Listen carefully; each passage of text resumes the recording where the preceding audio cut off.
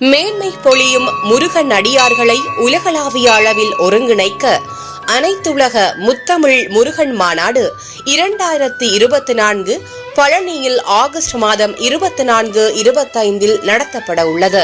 முத்தமிழின் வடிவமான முருகப்பெருமானின் சிறப்புகளை எடுத்தியம்பும் இம்மாநாட்டில் பங்கேற்க ஜூலை 15ஆம் தேதிக்குள்ளும், ஆய்வுக் கட்டுரைகள் சமர்ப்பிக்க ஜூன் 30ஆம் தேதிக்குள்ளும் இணையதளத்தில் பதிவு செய்திட வேண்டும்.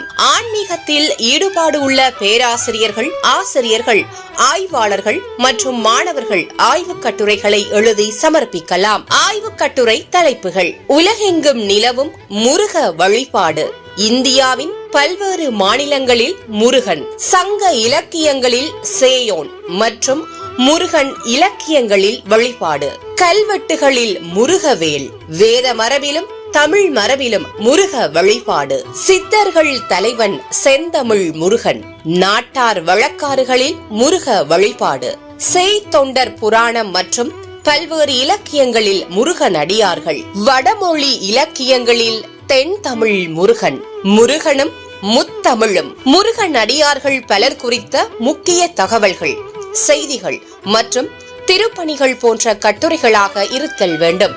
சிறந்த ஆய்வுக் கட்டுரைகள் ஆய்வு மலரில் இடம்பெறுவதுடன் பாராட்டு சான்றிதழ்களும் அளிக்கப்படும்.